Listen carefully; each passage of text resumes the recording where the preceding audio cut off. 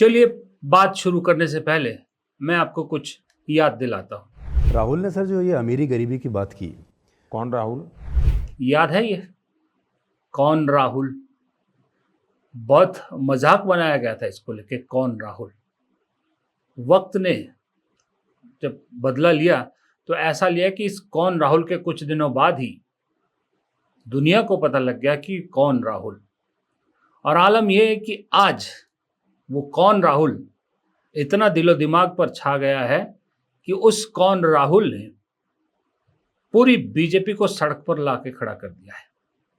जी हां, पूरी बीजेपी आज की डेट में सड़क पर है।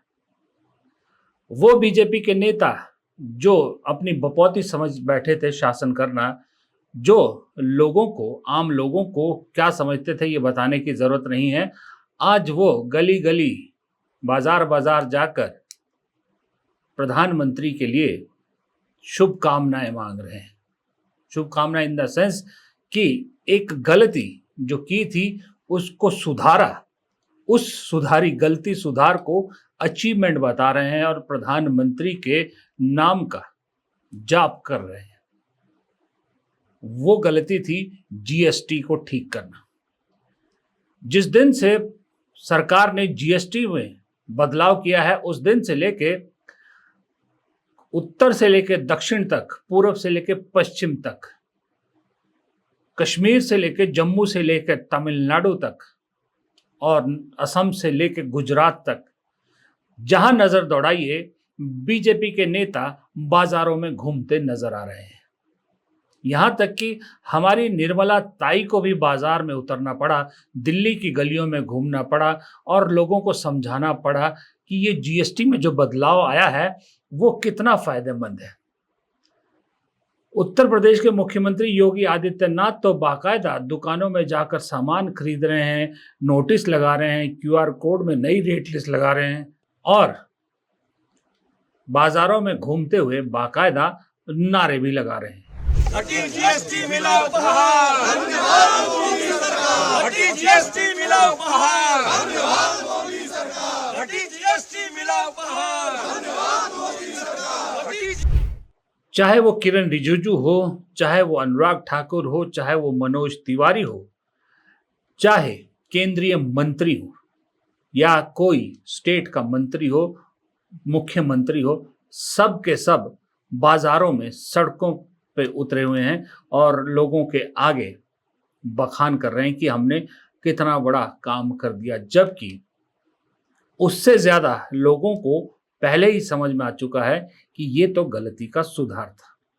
अब एक यहां पर आपको समझ में नहीं आएगा, एक गोवा का वीडियो है। गोवा के मुख्यमंत्री भी एक दुकानदार को ऐसे ही समझाने गए थे। दुकानदार ने गोवन भाषा में समझा दिया वापस उल्टा कि जो 8 साल से हमें लूट रहे थे उसका हिसाब कौन देगा। तो इस तरह के जवाब भी मिल रहे हैं। लेकिन एक बात तो तय है, आज की डेट में दफ्तरों में, शाही गाड़ियों में, शाही आलीशान दफ्तरों में, आलीशान होटलों में, आलीशान कार्यालयों में बैठने वाले सारे मंत्री, संतरी, नेता बीजेपी के सड़क पर पहुंच गए हैं। और सिर्फ वजह क्या है? वजह जीएसटी का बखान नहीं है। जीएसटी बखान करने की जरूरत क्यों पड़ गई? क्योंकि ये शख्स जो आपकी स्क्रीन पर है, इस शख्स ने बीजेपी की नाक में दम कर दिया है, खास करके पिछले 1 साल में। आज की डेट में कोई भी काम बीजेपी कर रही है उसका गुणगान करने की जरूरत पड़ रही है। प्रधानमंत्री को खुद राष्ट्र को संबोधित करना पड़ा कि हमने जीएसटी में बदलाव किया है। बताइए, इतने मजबूर हो गई बीजेपी। और राहुल गांधी ने अब तक, ये देखिए आपकी स्क्रीन पर है, ये सारी बातें कही थी और ये सारी बातें सिरे से सब सच साबित हुई है। ये असर इसी चीज का है कि राहुल गांधी की ये सब बातें जो सच साबित हुई है, अब राहुल गांधी ने कुछ और भी कहा है। उससे डर के अपने लिए ग्राउंड तैयार करने की कोशिश करी। बीजेपी खिसकती हुई जमीन को पकड़ने की कोशिश कर रही है, क्योंकि उसे लगता है ये नहीं करेंगे तो राहुल गांधी का जो हाइड्रोजन बम आएगा, वो बम बहुत कुछ उड़ा जाएगा। मैंने हाइड्रोजन बम की बात करी है, वो आएगा, ठहर जाइए, वो आ रहा है, वो आएगा और फिर आपको बीजेपी की जो सच्चाई है, जो इन्होंने पूरे देश में किया है, बिहार में करने की कोशिश कर रहे थे और बिहार के युवा ने इनको रोक दिया है, उसकी सच्चाई आप सबको पता लग जाएगा। अच्छा, वो कौन राहुल पे अगर फिर लौटे आप, तो कौन राहुल ने चुनाव तो बीजेपी को हरवाया इसलिए कि 400 पार की उम्मीद लगाए बैठी बीजेपी 240 पर अटक गई, लेकिन उसके बाद से जो दम, मैंने पहले कहा कि जो नाक में दम किया हुआ है ना, उसका उदाहरण ये तो अभी हम देख रहे हैं। इसका उदाहरण तो चुनाव जीतते ही दिख गया था, जब प्रधानमंत्री नरेंद्र मोदी को पार्लियामेंट के बाहर रोना पड़ा था कि मेरी आवाज को राहुल गांधी दबाने की कोशिश कर रहे हैं। कि पार्लियामेंट के नए संसद गठन होने के बाद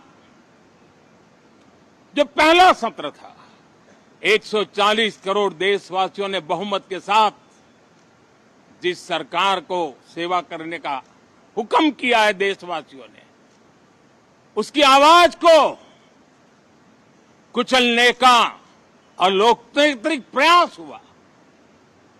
2.5 घंटे तक देश के प्रधानमंत्री का गला घोंटने का, उनकी आवाज को रोकने का, उनकी आवाज को दबाने का लोकतांत्रिक परंपराओं में कोई स्थान नहीं हो सकता है। याद है ना ये बयान आपको? ये एलओपी बनने के बाद पहले सत्र का हाल था। और सही में जिस तरह से सड़क पर राहुल गांधी ने उतार दिया है, एक मुद्दा बीजेपी उनका काट निकालने की कोशिश करती है, राहुल गांधी दूसरा मुद्दा ले आते हैं।